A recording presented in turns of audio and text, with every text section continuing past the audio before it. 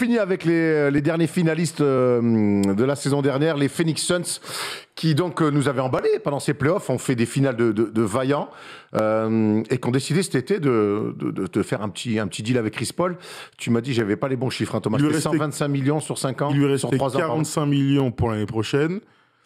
Et plutôt que de les prendre, il a signé pour 120 millions sur 4 ans. Étalé. Donc, on rappelle qu'il a 36 ans, si je dis pas de bêtises.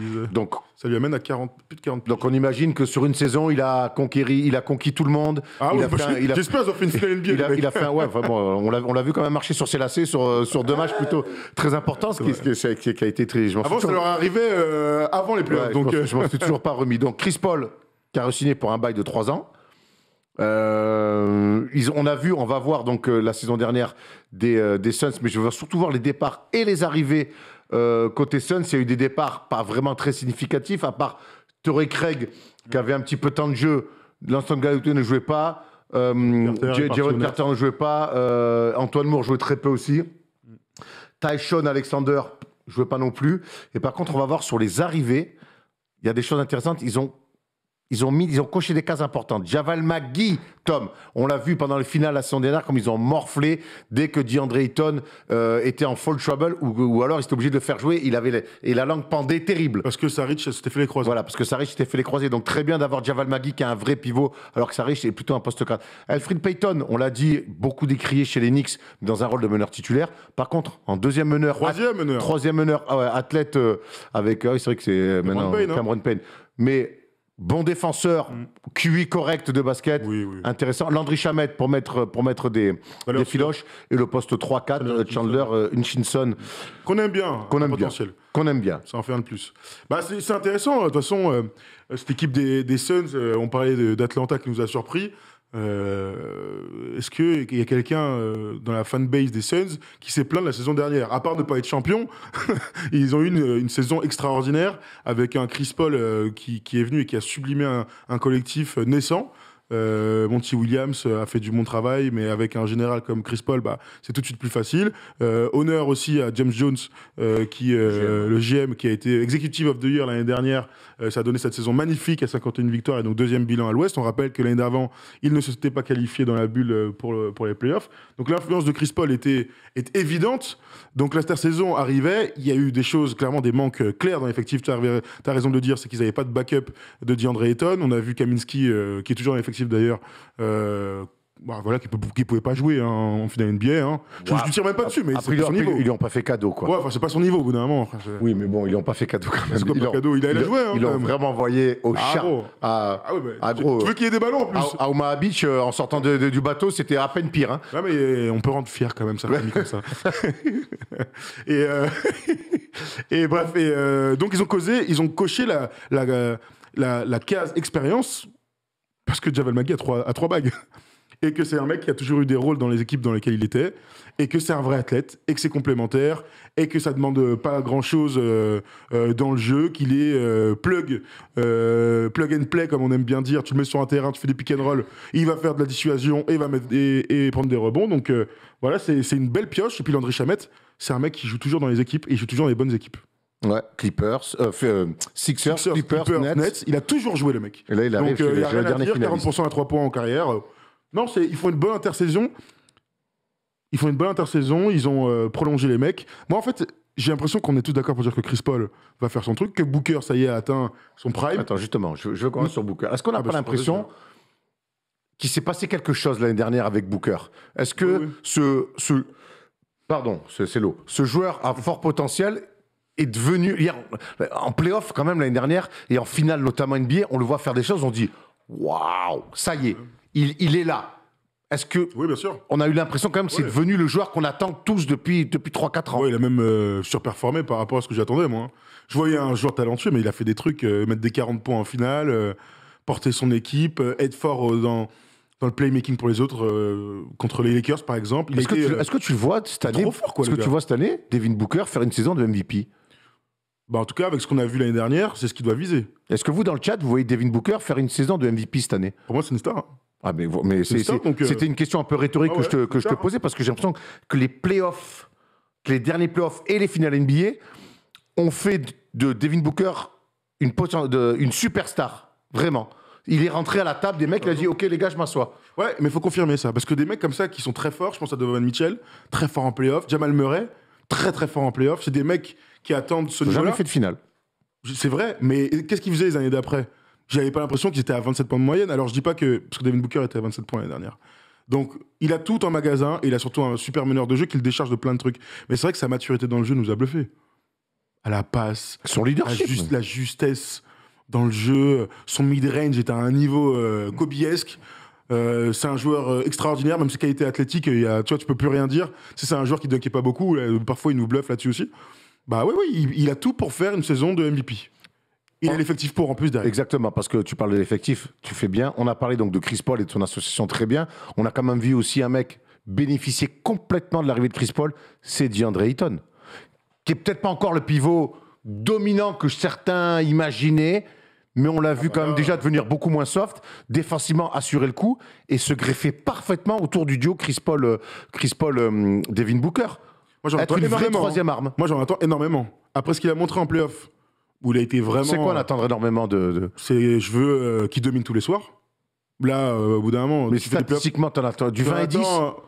20 avec Avec Booker, Booker à côté. Bridges, C'est dur. Chris Paul, c'est dur, mais qu'il soit 18 et 12 en dominant ses D'accord. adversaires. Pas loin du All-Star Game. Voilà, il a montré qu'il était capable en playoff, ce qui est le plus dur. Bah maintenant, vas-y, fais-le en saison régulière. Donc ça veut dire régularité, constance, concentration tous les soirs, pas les bras ballants. C'est dur, hein. On nous dit il n'est pas encore assez costaud, Eaton. Ouais. Vous êtes sévères, les mecs. Hein. Parce qu'après, c'est plus le même sport. Hein. C'est du bodybuilding. Hein. Mister Univers. Ouais, exactement. Le but, c'est qu'il soit champion de billes. Hein. pas qu'il soulève des troncs d'arbres. Hein. Ça, c'est la force basque et ça nous intéresse. On fera pas encore d'émission là-dessus. Mais DeAndre Ayton, défensivement, il m'a impressionné, mobile, solide, intelligent. Bravo. Je suis tout à fait d'accord. En parlant de gens qui m'ont impressionné et de qui je vais beaucoup attendre cette année aussi, c'est tous les soldats qui ont fait le succès des Suns l'année dernière, mais qui sont encore très jeunes, mais qui doivent se servir de ce vrai run de playoff. Je pense à Cam Johnson, je pense à Michael Bridges, qu'on a grave kiffé la saison dernière, Tom. Ouais, et je pense que c'est eux la progression en fait. Donc, Booker, valeur sûre. Chris Paul, avec l'âge, on peut imaginer un léger déclin, mais il est tellement intelligent. S'il n'est pas blessé, il n'y aura pas de souci. Mais est-ce qu'il va pas avoir besoin en plus de mettre 15-20 points par match? Non, Chris mais de Paul toute façon, l'année dernière, il est à quoi, 16-17 points, mais Il est son All-Star, influence. Et All-Star, grave, ouais, c'est vrai. Mais son influence, elle est telle. Donc, je pense que l'évolution de cette équipe, pour être encore plus forte, ça vient de Bridges, qui est un des tout meilleurs, des futurs ailiers. Friendly. Ouais, plus que ça. Il fait d'autres choses. Hein. Il y a un gars qui est fort des deux côtés. Et Cam Johnson a été tellement bon l'année dernière que, voilà, elle vient de là, en fait, la progression collective de cette équipe. Parce que je vois pas comment ils peuvent être plus forts. Devin Booker peut pas être encore plus fort, en vrai. Bon, Chris Paul, il peut arrêter de glisser, marcher sur ses lacets, là, ça c'est clair. Mais ça vient des autres qui doivent être plus consistants. Donc, moi, je sais pas ce que vous en pensez dans le chat, mais pour moi, c'est par eux, en fait, que les Suns peuvent aller chercher une première place de la conférence Ouest. J'ai une question. Cette année, avant que donc on rappelle, hein, la saison NBA, c'est le 19 octobre que ça commence. Les Suns, c'est quoi? C'est un favori? C'est un outsider? C'est un pas loin de premier chapeau, mais pas sûr qu'il le soit quand même. Si les Nets, les Lakers, les Clippers au complet. Alors, je te parle vraiment à l'ouest, là. On va rester en... Parce que les Lakers, c'est vrai que sur le papier, c'est 1000 fois plus bling-bling, mais c'est une équipe neuve où il va falloir intégrer Westbrook. Sauf les joueurs. Voilà. Mais une équipe nouvelle, en tout cas, et on va voir comment intégrer Westbrook à LeBron James. C'est quand même une des questions. Et on fera évidemment la preview des Lakers dans les semaines à venir. Alors, fais la comparaison avec le Miami l'année d'avant. Est-ce que tu les trouves dans le même rôle que Miami, sorti de la bulle, avec la finale? Écoute, c'est ce que je me dis. C'est une question que je pose. J'ai fait attention au syndrome du hit dans la bulle, mais pour moi, la bulle était un contexte particulier. Mais oui, tu as raison. Maintenant, j'ai l'impression qu'il y a plus d'expérience chez les joueurs. Pourtant, Spoelstra, Riley, ils connaissent la chanson, mais j'ai l'impression que les joueurs ont été, les Duncan Robinson, les Taylor Hero, ont eu du mal à arriver avec un statut de finaliste. J'ai l'impression que les Suns sont peut-être un peu plus en avance dans la tête là-dessus. Ouais, ça se tient.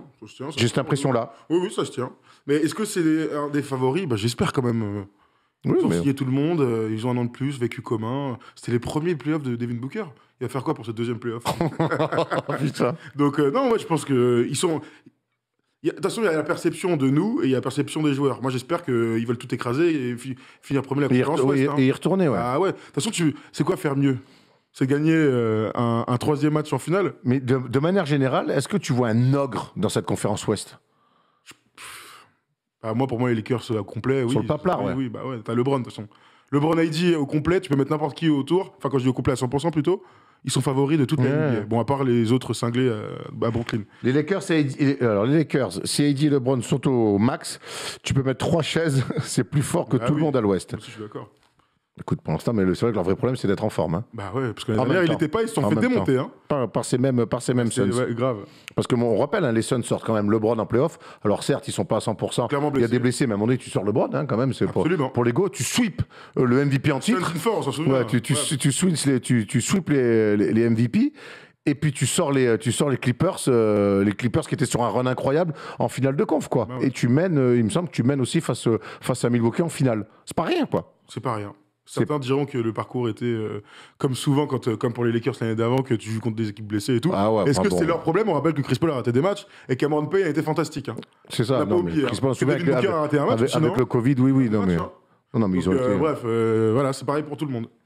Les gars, les Clippers sont complets, ça déconne pas non plus. Oui, mais on parlera des Clippers. C'est vrai que pour l'instant, on le rappelle, Kawhi Leonard ne reviendra pas avant le All-Star.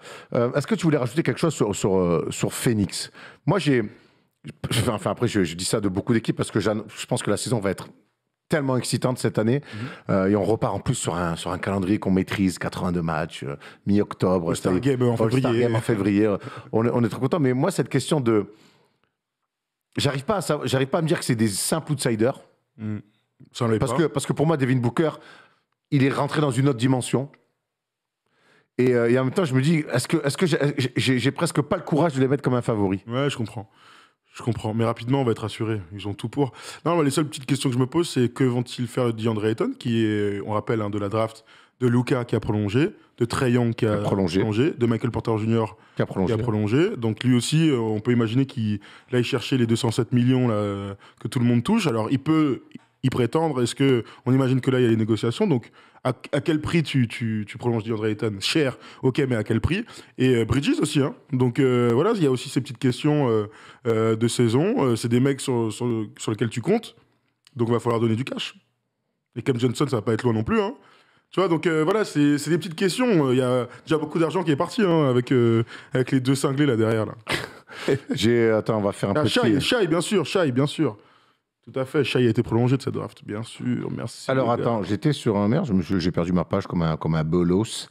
Je voulais voir voilà, le calendrier de début de saison des Suns, parce que ça va être une des équipes qu'on va regarder évidemment en priorité. Premier match face à Denver, tiens. Petite retrouvée, ça sera à Phoenix. Ensuite, ils vont aux Lakers.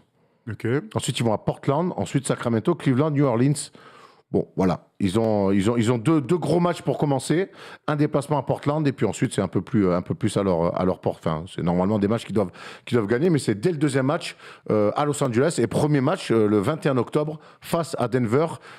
Ça va être toujours, même si pour moi, le premier mois de compétition NBA est toujours c'est très dur d'en tirer très dur d'en tirer des conclusions. Ça sera quand même toujours intéressant de voir le dernier finaliste face à une équipe qu'elle a démontée en play-off et en plus avec le dernier MVP. Est-ce qu'on a fait le tour, Thomas? Ouais. En tout cas, le dernier truc que je voulais dire un peu sur les Suns, c'est aussi le changement de style qu'on a vu ces dernières années. C'est qu'avant, c'était plutôt une équipe qui allait courir et tout. Chris Paul, il déboule et il a décidé de mettre la balle sous le bras et ça donne quand même la 26e équipe au pace. C'est la 26e, alors pire, je sais pas, en tout cas c'est le style de jeu. C'est une équipe qui décide de jouer beaucoup sur le jeu demi-terrain. Donc ils ont le matos pour, puisque Devin Booker et Chris Paul sont trop forts sur ce type de jeu-là. Mais ça peut être des motifs d'évolution un peu dans le jeu, courir un peu plus parfois, lâcher un peu de bride. Ils ont des sacrés athlètes dans les ailes. Ils ont les Cam Johnson, les Michael Bridges. Tu peux quand même trouver vite de la profondeur. Booker est très bon dans la transit. Donc ça peut avec Chris Paul, parce que l'année prochaine, je suis pas inquiet, mais Chris Paul va vieillir au bout d'un moment. Et il va falloir le payer. Oui. Mais bon, on n'en est pas encore là, et il sort d'une saison fantastique, donc on va pas lui tirer dessus. Donc voilà, c'est des petites choses, Monty Williams, comment va-t-il faire? Ça va être très intéressant, mais l'équipe est tellement équilibrée, une belle profondeur, des jeunes, des vieux, c'est top. Mais tu as raison, l'équipe doit progresser, et peut-être que la transition avec une équipe même si tu as Chris Paul, une équipe qui quand même reste très jeune, courir de temps en temps, c'est bien aussi. L'alternance, de toute façon, on peut me dire ce qu'on veut. Ouais. Dans le L'alternance, mettre la balle sous la main, accélérer, ralentir, voilà. Ah oui, C'est pas qu'avec ta meuf que ça marche. Voilà, messieurs, on a fait le tour. C'était le premier vrai live de la saison. On est ravis. La semaine prochaine, on reviendra avec 5 nouvelles équipes, avec vous au téléphone, parce qu'on aura notre pote ingé son qui viendra nous faire les bons réglages pour qu'on puisse échanger avec vous, ce qui sera encore un vrai plus. On est 1200 en live, c'est un vrai plaisir de vous retrouver, c'est que le début de la saison. On rappelle, tous les lundis, on sera là, 22h, minuit, on fera des quiz aussi. Là, aujourd'hui, on peut pas faire... Doumé me manque. Doumé me manque, il y en avait d'autres aussi qui faisaient des quiz. Donc les quiz me manquent, donc vous inquiétez pas, on sera là, on sera peut-être 3 la semaine prochaine. Il y a Arthur qui est là. À voir.